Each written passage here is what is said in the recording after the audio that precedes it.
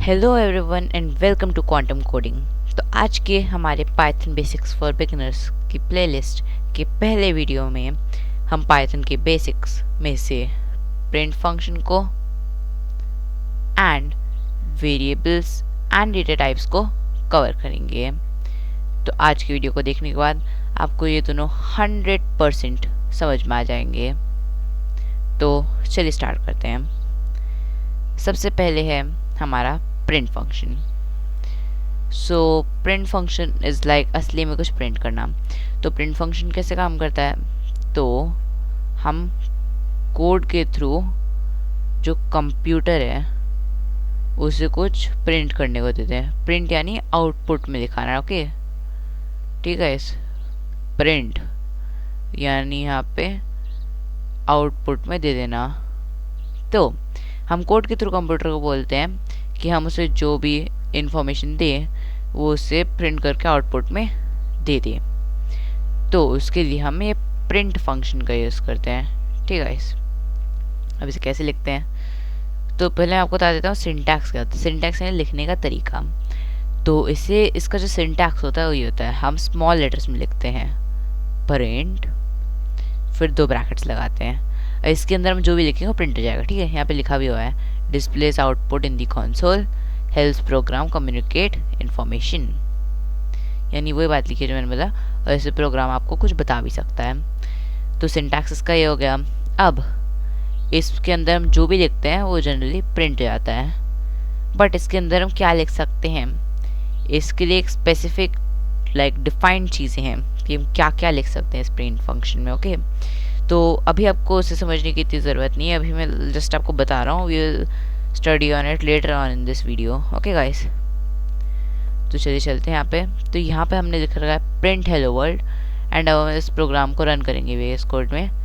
And by the way, अगर किसी को जानना है कि VS कोड को कैसे डाउनलोड करें और पाइथन को कैसे डाउनलोड करें, तो वो हमारे अपकमिंग वीडियोज़ में बता दिया जाएगा।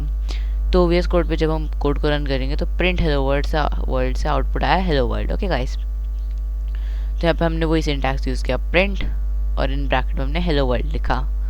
ओके, हमने ये डबल इन्वर्टेड कॉमा क्यों लगा है और इस सबको क्या यूज़ है, तो वो सब हम तब समझ पाएंगे जब हम पढ़ेंगे हमारा नेक्स्ट टॉपिक, जो कि है वेरिएबल्स एंड डेटा टाइप्स।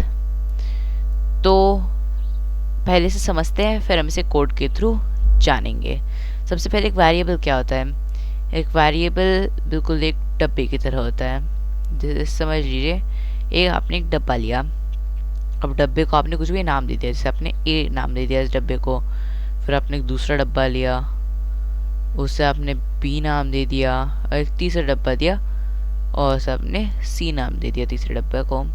अब तीनों डब्बों में आप अलग अलग सामान रखोगे। ठीक है, जैसे एक में आप खाने का सामान रखोगे, एक में समझ लो आप अपनी स्टेशनरी रखोगे, और एक में आप अपने टॉयस रखोगे। स्टेशनरी स्लेट प्लेट होते हैं ना वो सब, और एक में अपने टॉयस रखोगे।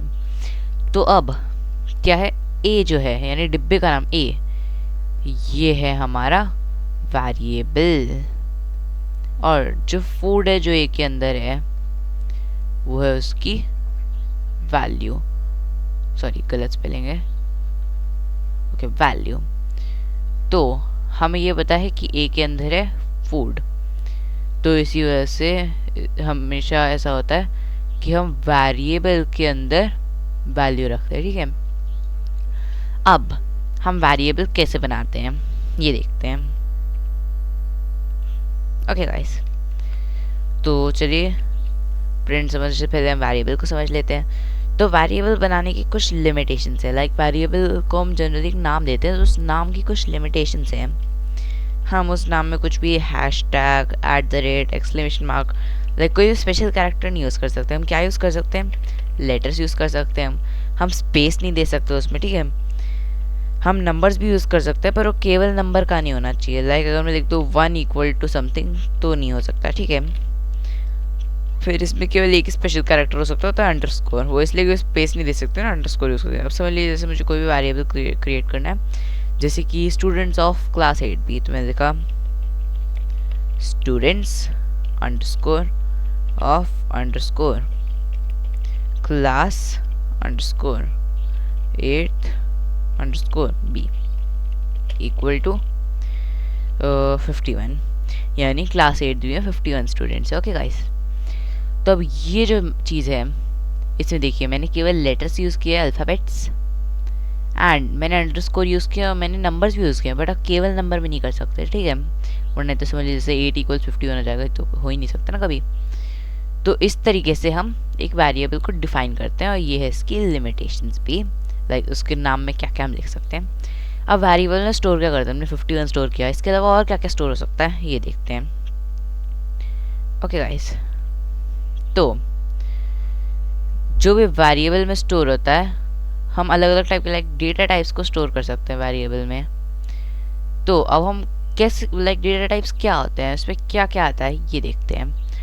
तो 4 तरीके के डेटा टाइप्स होते हैं, स्ट्रिंग, इंटीजर, फ्लोट और बूलियन। सबसे स्ट्रिंग, स्ट्रिंग में क्या आता है, टेक्स्ट, टेक्स्ट में आप कुछ भी लिख सकते हैं, ABCD 1 2 3, फिर -1 -2 भी हो सकता है, कोई स्पेशल कैरेक्टर भी हो सकता है, ये डॉलर का साइन, @ कुछ भी आ सकता है स्ट्रिंग में। Okay, it can consist of everything. अब इंटीजर क्या होता है, इंटीजर में वो नंबर होता है जैसे 1 2 3 अप टू इन्फिनिटी, 0 और -1 -2 -3 अप टू इन्फिनिटी।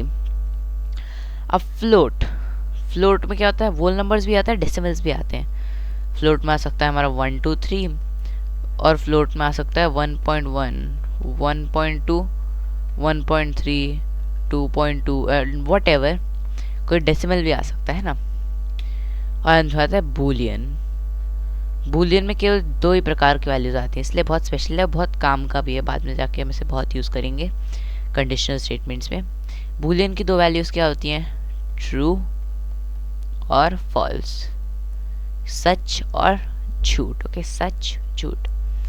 तो ट्रू और फॉल्स बूलियन की अकेली 2 वैल्यूज होती हैं। हम बूलियन को इतना यूज़ नहीं करते प्रिंट कराते वक्त, बट हम इसे कोड के अंदर ही यूज़ करते हैं। ओके, अब चलिए इन सारे डेटा टाइप्स को प्रिंट कराते हैं। तो हम गए अपने VS कोड पे, एंड अब हम सबको डिफाइन कर लेते हैं। तो लेट्स से हमको एक बच्चे की इंफॉर्मेशंस लिख रहे हैं, तो हमने पहले नेम नाम का वेरिएबल बनाया। वेरिएबल कैसे बनाते हैं, वेरिएबल का नाम लिखते हैं, फिर इक्वल टू लिखते हैं और फिर उसकी वैल्यू लिखते हैं। तो नाम क्या है, अब हम इसे किस में लिखेंगे, स्ट्रिंग फॉर्मेट में लिखेंगे, इसमें कुछ भी कैरेक्टर्स आता है तो हमने स्ट्रिंग फॉर्मेट लिख दिया। पर स्ट्रिंग फॉर्मेट कैसे लिखते हैं, देखिए लाइक मैं डायरेक्टली अगर आदित्य लिख दूँ यहाँ पे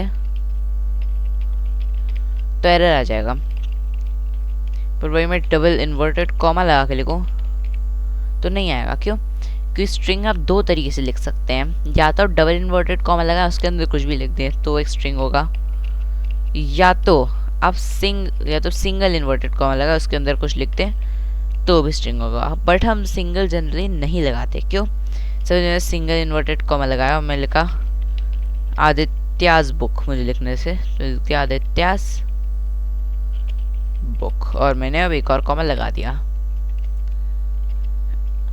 ओके गाइस, अब मैंने एक कॉमा ही लगाया, यहाँ पे 2 लग गए। हाँ, तो देखिए गाइस यहाँ पे एरर आ रहा है क्योंकि इतना जो है ये पार्ट तो सही है, बट इसके बाद अब यहाँ से यहाँ पे नेक्स्ट नहीं बन पाया है ना, तो इसलिए एरर आ गया। तो इसलिए हम हमेशा डबल इन्वर्टेड कॉमास यूज़ करते हैं ताकि कभी ऐसे गलती से भी मिस्टेक ना हो। तो हमने ले लिया आदित्य, फिर एज ले लेते हैं एक, तो एज को हमने ले लिया 13। अब हम समझ लीजिए कुछ और ले लेते हैं, लाइक हम मार्क्स ले लेते हैं। तो मार्क्स तो हमारे परसेंटेज में आते हैं, तो 96.5% का साइन नहीं लगाएंगे क्योंकि फिर वो स्ट्रिंग में आता। ओके, अभी हम केवल इसमें मेन वैल्यूज लिखेंगे, बाकी अभी हम बूलियन वैल्यू ले सकते हैं। तो चलिए ले लेते हैं, क्योंकि सच बोलता है तो स्पीक्स ट्रू, सच बोलता है ना, मतलब ले सकते हैं अभी राइट नाउ।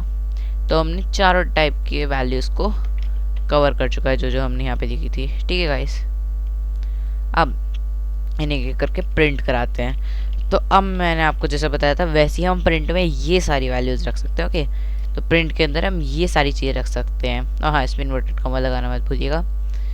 तो या तो हम प्रिंट में इन सबको डायरेक्टली लिख के प्रिंट करा सकते हैं, जैसे फॉर एग्जांपल ऐसे मैं लिख दूँ और ऐसे प्रिंट कर दूँ तो डायरेक्टली आदित्य प्रिंट हो जाएगा। या तो एक और तरीका है कि मैं इसमें उस वेरिएबल का नाम लिख दूँ जिसमें आदित्य लिखा है, यानी मैं नेम लिख दूँ और अब प्रिंट कर रहा हूँ तो क्या होगा, कोड पहले लिखेगा प्रिंट नेम। अब वो कोड में नेम सर्च करेगा, कहाँ पे लिखा है, नेम क्या है, वेरिएबल है ऑब्वियसली, तो नेम कहाँ पे लिखा है, यहाँ पे लिखा है, नेम की वैल्यू क्या है, आदित्य, तो आदित्य को प्रिंट कर देगा। समझे, ऐसे काम करता है ये। तो वेरिएबल्स की अंदर की वैल्यू को भी प्रिंट कर सकते हैं, तो आदित्य लिखा हुआ आ गया। अब ऐसी और बार प्रिंट करते हैं, तो हम लिख देते हैं प्रिंट एज, प्रिंट मार्क्स और प्रिंट स्पीक्स। ठीक है गाइस, उप्स, ओके, मैंने गलती से दूसरी फाइल बना दी थी एंड या डन। तो देखिए अब हमारी सारी चीज़ें आ चुकी हैं लाइन वाइज, बिल्कुल जैसा हमने लिखा था।